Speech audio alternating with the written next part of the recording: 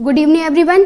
तो जैसा कि हमने पिछले लेक्चर में डिस्कस किया था तो उसको हम एक बार रिकॉल कर लेते हैं, फिर इसके बाद हम अगले लेक्चर पे आते हैं। तो पिछली वाली लेक्चर में हमने सबसे पहले डिस्कस किया था कंडक्टिंग सिस्टम ऑफ हार्ट, जिसमें हमने दो तरह के हार्ट को डिस्कस किया था, myogenic heart and neurogenic heart. Then इसके बाद हमने ह्यूमन के कंडक्टिंग सिस्टम के बारे में डिस्कस किया। फिर इसके बाद हमने तीन टर्म्स को डिस्कस किया था, one is stroke volume and second cardiac output and third cardiac index. Then इसके बाद हमने cardiac cycle and blood pressure को डिस्कस किया। आज की लेक्चर में हम डिस्कस करने जा रहे हैं ब्लड वेसल्स।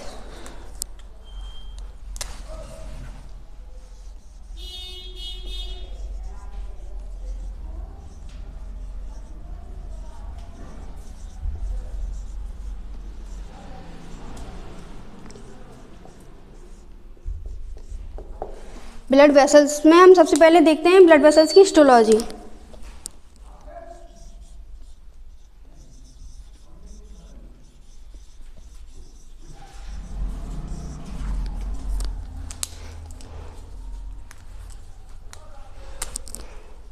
तो यहाँ पर हम ब्लड वेसल्स का डायग्राम ड्रॉ करते हैं।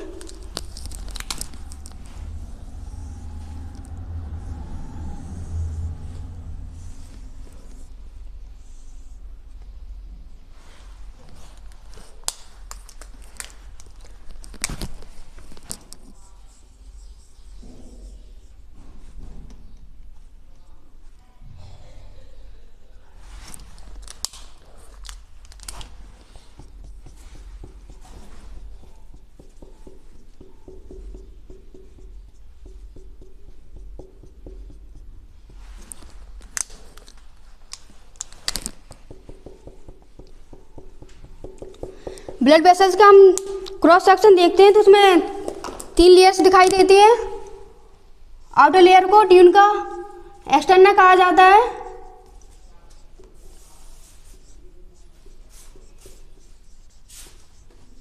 या इसी को ट्यून का एडवेंटिशिया भी कहा जाता है।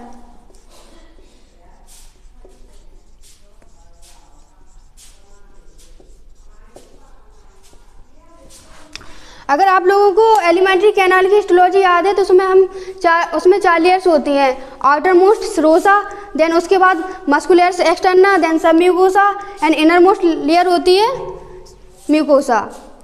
अब जो आउटर मोस्ट लेयर है सिरोसा, उसमें फिर से दो सब लेयर होते हैं, one is visceral peritoneum and tune के एडवेंटिशिया। तो ये वही ट्यून का एडवेंटिशिया है, ट्यून का एक्सटर्ना है, और ये बनी होती है कनेक्टिव टिश्यू की।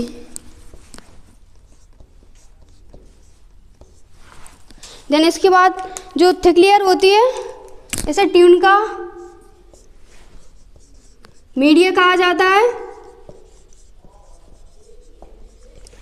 और ये स्मूथ मसल से बनी होती है।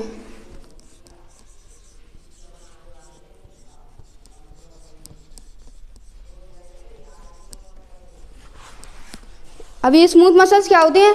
अकॉर्डिंग टू लोकेशन हमारी बॉडी में 3 टाइप की मसल्स प्रेजेंट होती हैं। One is skeletal muscles, skeletal muscles जो जो बोन और कार्टिलेज से अटैच होती हैं उन्हें हम स्केलेटल मसल्स कहते हैं। और सेकंड स्मूथ मसल्स, जो हॉलोसेल ऑर्गन होते हैं उनकी बॉल में जो मसल्स प्रेजेंट होती हैं दैट इज स्मूथ मसल्स, और ये हमारे कॉन्शियस में नहीं होती है, इसलिए इनको इनवॉलेंट्री मसल्स भी कहा जाता है। और थर्ड मसल्स होती हैं कार्डियक मसल्स, जो हार्ट की बॉल में प्रेजेंट होती हैं। देन इसके बाद जो इनर मोस्ट लेयर है इसको ट्यून का इंटरना कहा जाता है।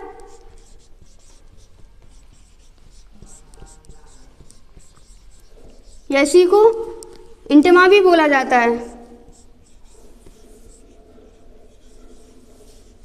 और ये बनी होती है एंडोथेलियम से।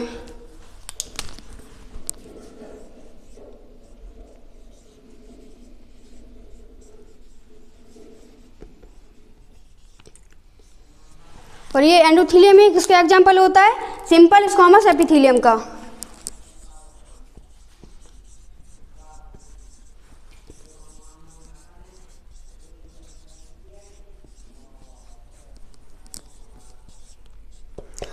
अब ये सिंपल स्क्वामस एपिथेलियम क्या होती है? किसी भी एपिथेलियम में दो चीज़ें होती हैं, वन इज बेसमेंट मेम्ब्रेन और इस बेसमेंट मेम्ब्रेन के ऊपर ये जो सेल्स होती हैं फ्लैट सेल्स, तो ऐसे एपिथेलियम को हम सिंपल स्क्वामस एपिथेलियम कहते हैं। तो यहाँ पर क्यों सिंपल स्क्वामस एपिथेलियम होती है, क्यूबॉइडल या कॉलमनर क्यों नहीं होती? तो इसका रीज़न क्या है, जहाँ पर भी फ्लैट सेल क्लियर होता है वो सरफेस हो जाता है स्मूथ, तो यहाँ पर स्मूथ सरफेस डेवलप होता है, तो इसकी वजह से यहाँ पर तो अंदर वाला सरफेस स्मूथ होता है। तो इसे स्मूथनेस की जरूरत क्यों होती है, क्योंकि ब्लड वेसल से होकर ब्लड फ्लो कर रहा है, तो जब ब्लड फ्लो करेगा तो उस बॉल के साथ उसका रेजिस्टेंस मिनिमाइज हो सके, इसलिए हमें ऐसा एपिथेलियम चाहिए जो मिनिमम रेजिस्टेंस जनरेट करता हो। इस वजह से यहाँ पर ये वाला एपिथेलियम मिलता है।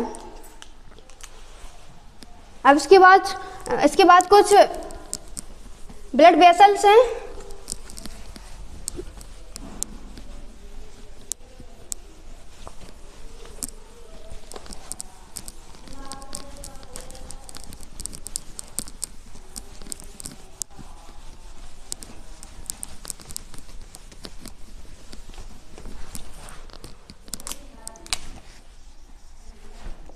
Some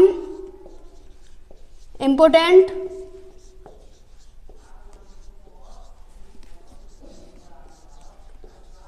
blood vessels.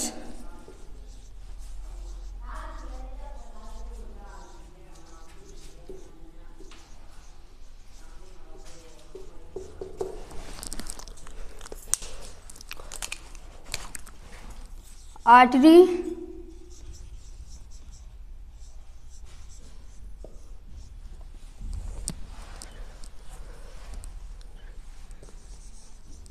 supply to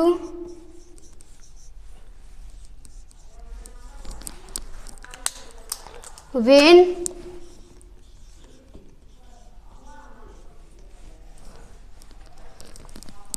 drain from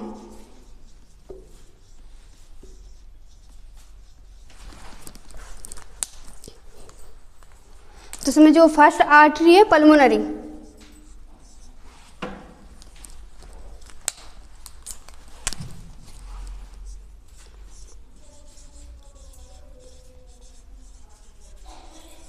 pulmonary blood को सप्लाई करती है लंग्स में।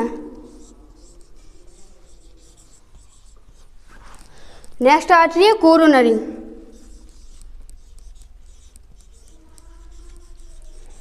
कोरोनरी ब्लड को सप्लाई करती है हार्ट की वॉल्स में, वॉल्स ऑफ हार्ट।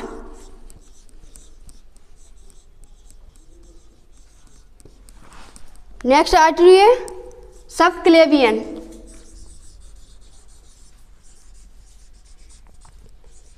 ये ब्लड को सप्लाई करती है फोर लिम्स में।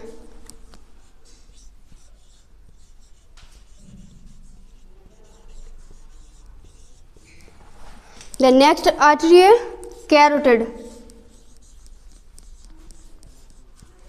ये ब्लड को सप्लाई करती है ब्रेन में।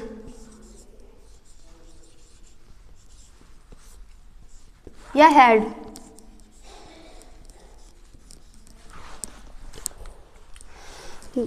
नेक्स्ट आर्टरी है फ्रेनिक, ये ब्लड को सप्लाई करती है डायफ्राम।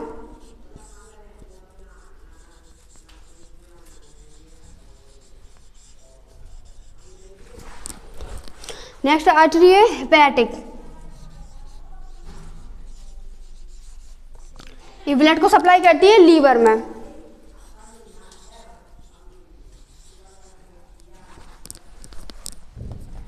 अगली जो आर्टरी है रीनल, ये ब्लड को सप्लाई करती है किडनी में।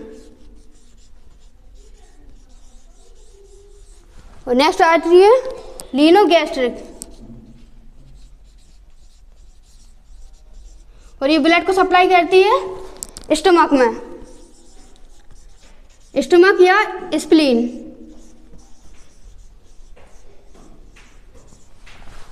देन इसके बाद नेक्स्ट आर्टरी है इलियल, और ये ब्लड को सप्लाई करती है हाइंड लिम्स में।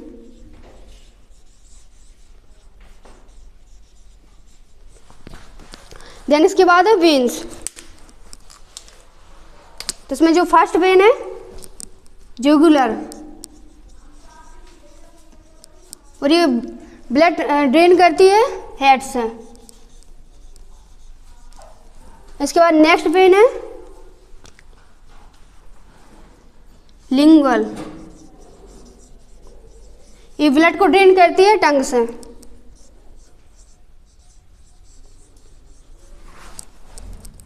नेक्स्ट वेन है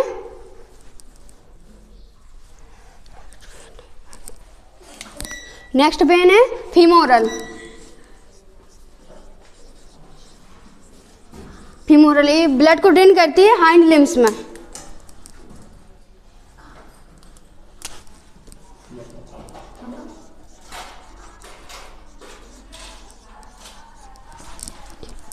इसके बाद नेक्स्ट वेन है सियाटिक, ये ब्लड को ड्रेन करती है हाइंड लिम्स में।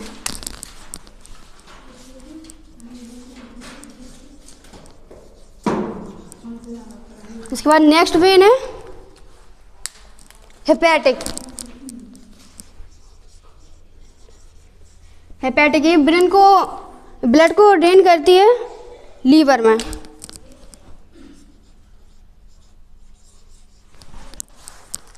इसके बाद नेक्स्ट वेन है हेपेटिक पोर्टल,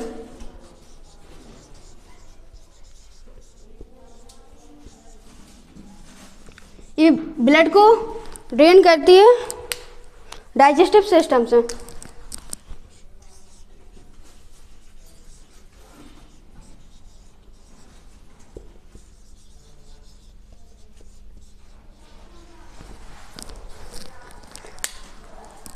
इसके बाद जो नेक्स्ट वेन है वेसिकुलर,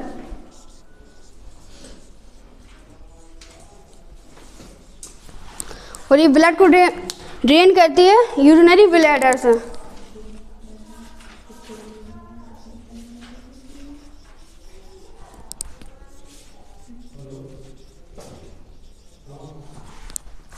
इसके बाद नेक्स्ट वेन है कॉर्डल, और ये ब्लड को ड्रेन करती है टेल से।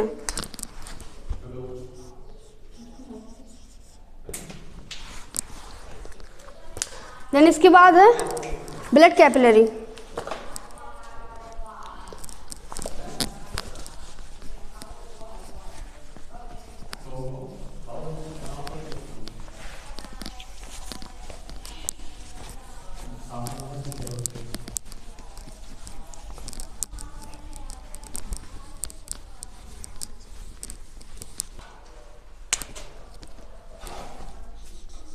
वासा वेसोरम,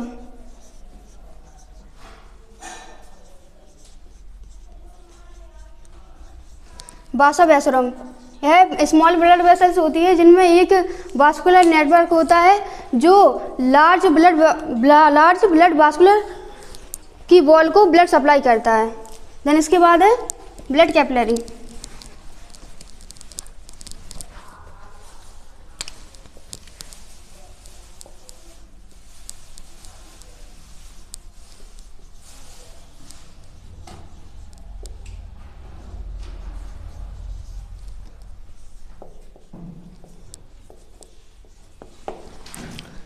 ब्लड कैपिलरी। अब इनका सीक्वेंस क्या है, बनी कैसी है?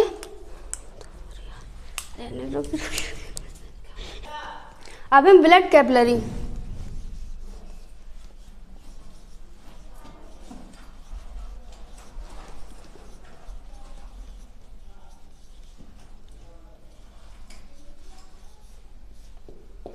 तो सबसे पहले देखते हैं कि ब्लड कैपिलरी बनी कैसे हैं।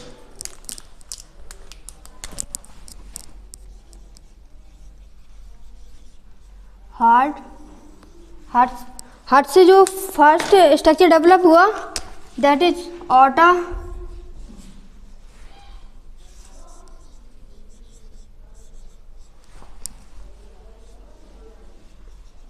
ऑर्टा की ब्रांचेस क्या कहलाएं? आर्टरीज, और आर्टरीज की स्मॉल ब्रांचेस क्या कहलाएं? आर्टेरियोल्स।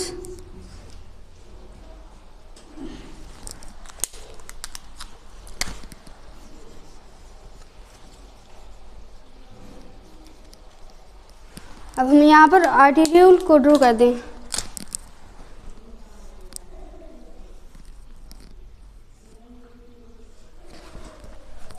सभी आर्टेरियोल आगे जाकर फाइनेस्ट ब्रांचेस में कन्वर्ट हो जाते हैं।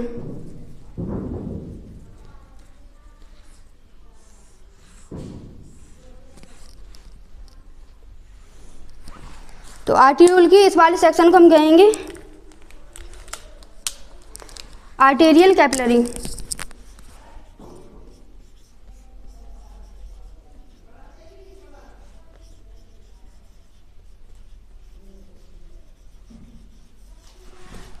और ये आर्टेरियल कैपिलरी आगे जाकर फ्यूज होंगी और ये बना देंगी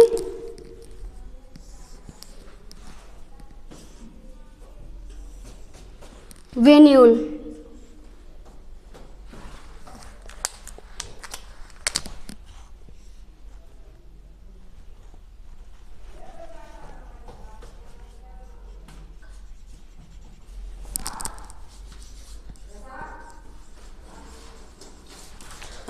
और ये आर्टेरी कैपिलरी आपस में फ्यूज होकर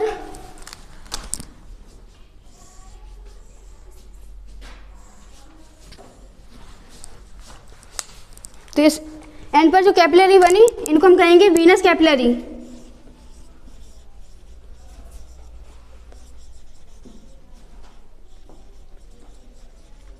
तो कैपिलरी के दो टाइप हो गए।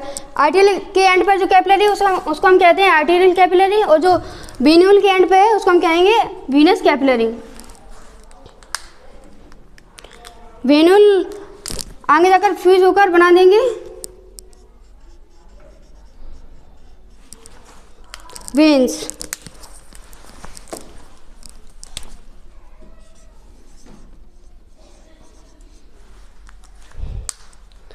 वेन्स हैं वेना कैवा,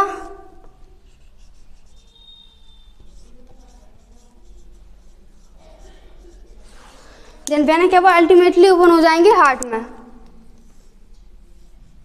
तो ये सिंपल स्ट्रक्चरल सीक्वेंस हुआ ब्लड कैपिलरी का। अब देखते हैं कि ब्लड कैपिलरी का फंक्शन क्या है। मान लो यहाँ पर कोई टिश्यू है,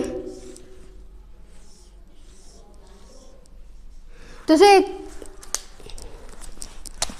नरिशमेंट कैसे मिलेगा। ये जो आर्टेरियोल है इसका डायमीटर थोड़ा ज़्यादा होता है एज कम्पेयर टू वेन्यूल। तो यहाँ पर जो कैपिलरी बेड बना, इस कैपिलरी बेड में एक पर्टिकुलर अमाउंट का प्रेशर जनरेट हो जाता है, जिसकी वजह से आर्टेरियल कैपिलरी के एंड से कुछ फ्लूइड बाहर आने लगता है। इस फ्लूइड को हम कहते हैं इंटरस्टिशियल फ्लूइड।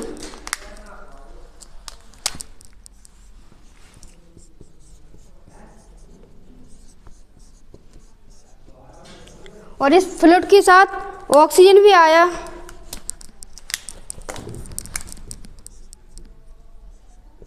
और न्यूट्रिएंट्स भी आए जो कि इन सेल्स ने पिक कर लिए। फिर इन सेल्स में जो मेटाबॉलिक इम्प्योरिटीज बनी जैसे कार्बन डाइऑक्साइड, ये निकल कर फ्लूइड में आई और ये फिर से एंटर कर गई वीनस कैपिलरी के अंदर।